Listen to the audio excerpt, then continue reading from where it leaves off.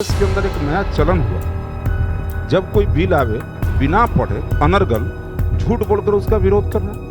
मैं तो याद दिलाना चाहता हूँ, मामला या सीए का हो, किसान बिल का हो, भूमि अधिग्रहण बिल का हो या इस पुलिस बिल का, विपक्ष का एक ही काम रह गया है, पढ़ेंगे नहीं, समझेंगे नहीं, झूठ बोलेंगे और अराजकता पैदा करेंगे।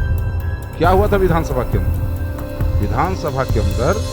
विधानसभा अध्यक्ष के चैम्बर को घेर लिया गया, उनको बंधक बना लिया गया और उनको रोक लिया गया। फिर उसके बाद क्या हुआ? विधानसभा अध्यक्ष की कुर्सी। नमस्कार, आप देख रहे हैं रिपब्लिकन न्यूज। मैं हूं अंकिता सिंह और हमारे पास वक्त मौजूद है बीजेपी के प्रवक्ता अखिलेश सिंह जी, और इनसे पूछते हैं, कल जो झड़प हुई थी महागठबंधन और सत्ताधारी दल के बीच, पुलिस जो बर्बरता दिखाई, इसमें आरजेडी का बयान आ रहा है कि रामसूरत राय जी बोले थे कि गांधी मैदान में फरिया लेने की बात कहीं न कहीं उसे चरितार्थ किया गया। क्या कहेंगे सर उसको? कौन फरिया रहा था? जरा एक बार उसको देखना चाहिए। इशू क्या था? बिना मतलब के ये एक श्रृंखला खड़ी हो रही है। देश के अंदर एक नया चलन हुआ, जब कोई बिल आवे बिना पढ़े अनर्गल झूठ बोलकर उसका विरोध करना। मैं तो याद दिलाना चाहता हूँ, मामला या सीए का हो, किसान बिल का हो, भूमि अधिग्रहण बिल का हो या इस पुलिस बिल का हो, विपक्ष का एक ही काम रह गया है, पढ़ेंगे नहीं, समझेंगे नहीं, झूठ बोलेंगे और अराजकता पैदा करेंगे। क्या हुआ था विधानसभा के अंदर? विधानसभा अध्यक्ष के चैम्बर को घेर लिया गया, उनको बंधक बना लिया गया और उनको रोक लिया गया। फिर उसके बाद क्या हुआ? विधानसभा अध्यक्ष की कुर्सी पर जबरन बैठने का प्रयास किया गया। इस प्रकार के जो कुकृत्य हुए हैं विधानसभा के अंदर, लोकतंत्र शर्मसार है। और मैं साफ साफ कहना चाहता हूं कि जिस गुंडागर्दी का अधिकृत लाइसेंस लेकर के ये आरजेडी के लोग घूमते हैं, उसी गुंडागर्दी का परिचय दे रहे थे। और क्या कर रहे थे ये लोग? जो विधानसभा के अंदर कल घटना घटी है, मैं सीधे सीधे कहना चाहता हूं, विपक्ष चुनाव से हार चुका है और आज भी अपने हार को वो पचा नहीं पा रहा है और अनावश्यक मसल्स पावर का प्रयोग विधानसभा के अंदर कर रहा है।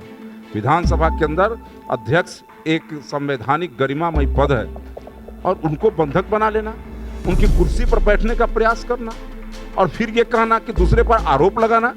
मैं साफ साफ कहना चाहता हूँ, कानून और बिल जो पास होते हैं उसके लिए डिबेट का स्थान हाउस के अंदर है।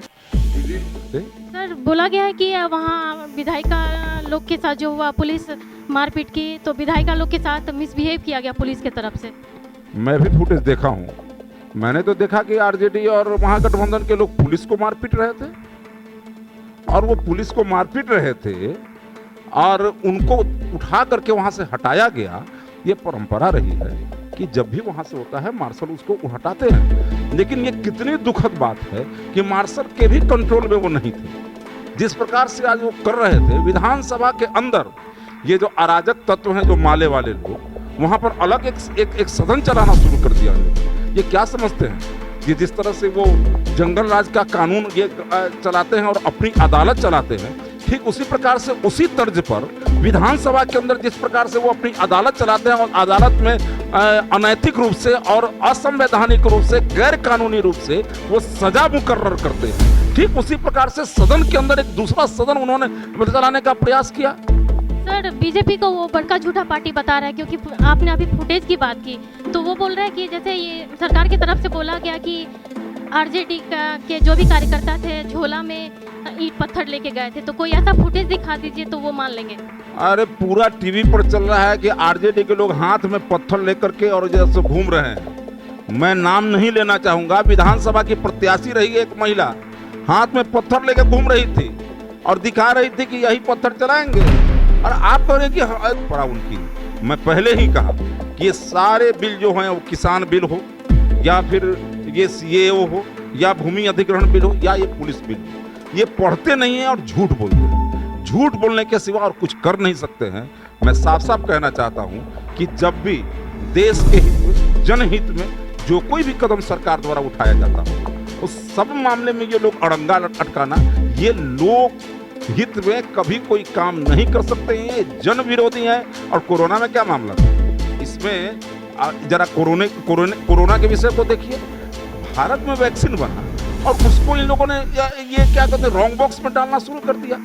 देखिए, कुल मिलाकर के कुर्सी के बेचैनी और सत्ता का दुरुपयोग कर जो ये अपना घर भरने का जो अवसर इन लोगों ने खो दिया है, इसी का परिणाम है कि आज ये जगह जगह पर इस प्रकार का काम कर रहे हैं। लेकिन जनता मालिक है, सब कुछ देख रही है और सबक सिखाई है और सिखाती रहेगी।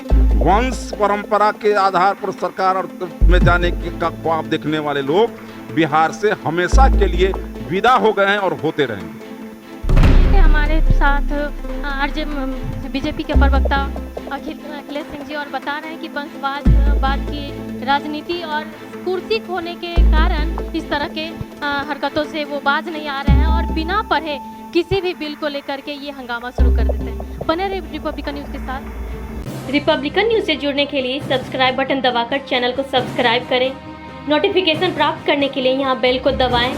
वीडियो अच्छा लगे तो लाइक करें और दोस्तों के साथ शेयर करना ना भूलें।